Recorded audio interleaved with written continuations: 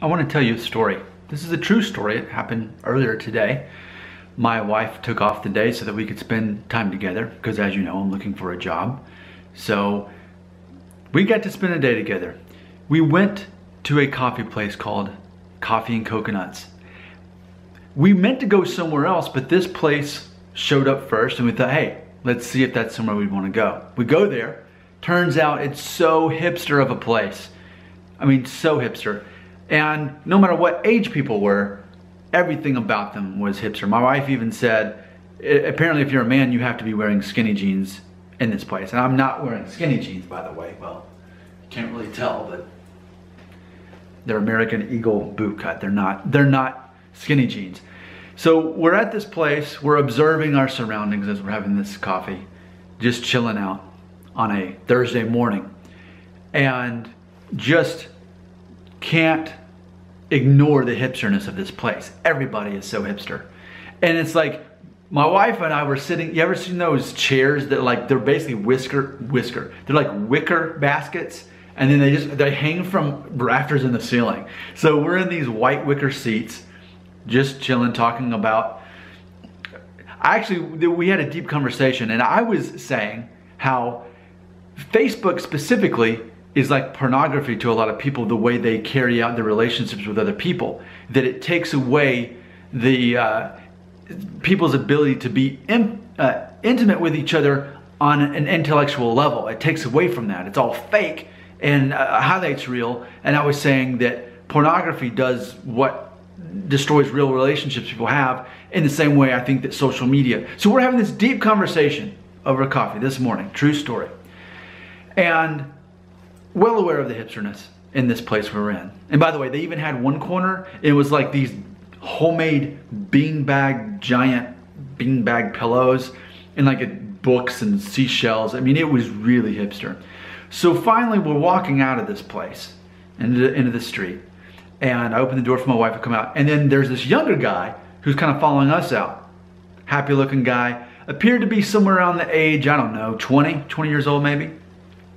And as I'm kind of holding the door for him as an afterthought, my wife and I were saying, okay, we'll go do some Christmas shopping for the kids, and then we'll go get lunch at the place we're supposed to get coffee, which is called Bongo Java. It's popular in Nashville.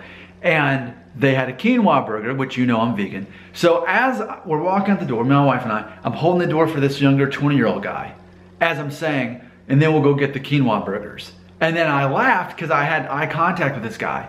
And I said, that probably sounded really hipster, didn't it? I said, as we're leaving this place, I'm telling this guy, it just seemed that we were out of place. You know, yeah, we're millennials. We're both born in 1981.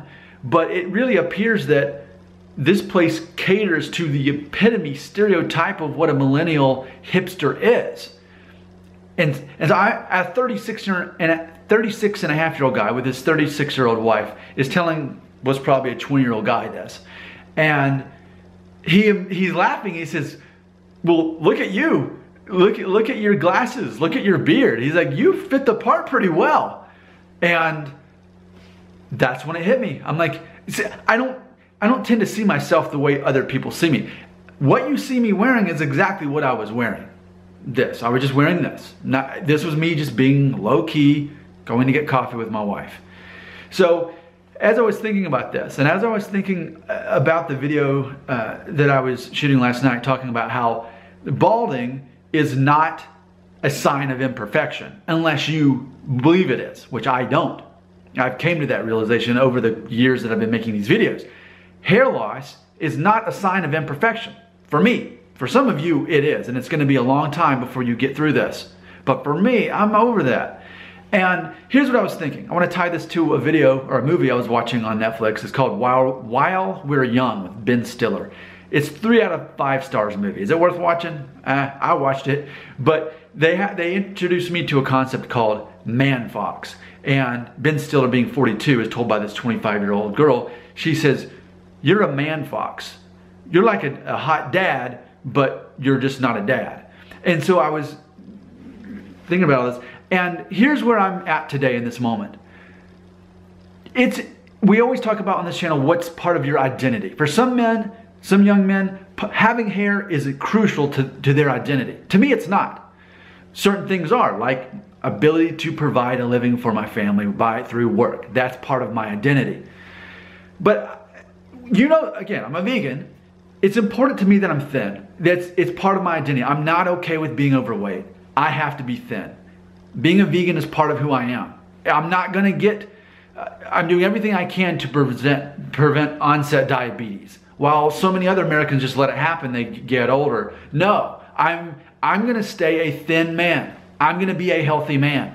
And for me, I don't find, how do I say it?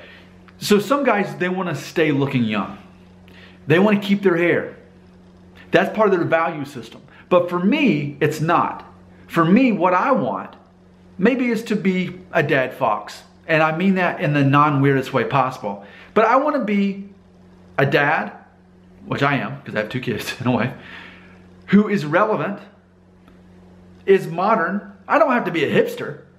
But I think ultimately what I'm understanding about myself is it's important to me that I'm relevant and that I accept aging with grace. I mean, I don't hide the fact that I've got graying in my beard. I don't hide the fact that I'm in Norwood 3 and I've got thinning. And people have even told me certain times of each video I shoot, they're like, well, hey, if you look there, you can see balding on your crown or whatever.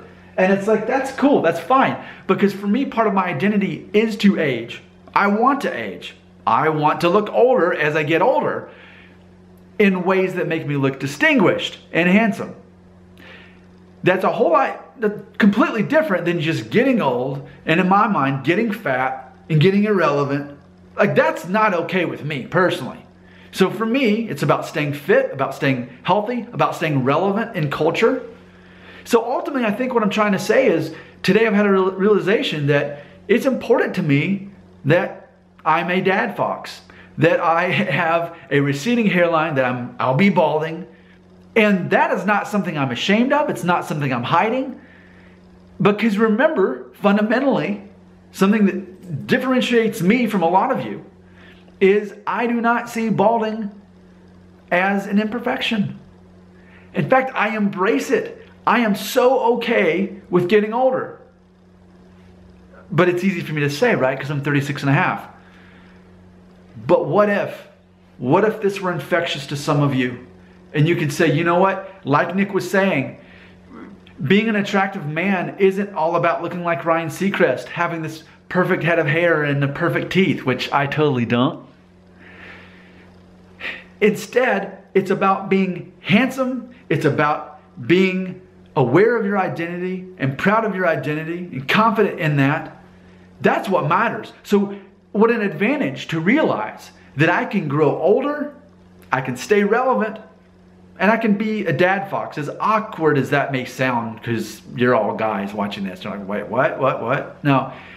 Why can't I be the attractive guy that's a dad and a husband? I'm not going to let myself go. See, that's what's part of my identity that's important to me. Going bald is not part of that.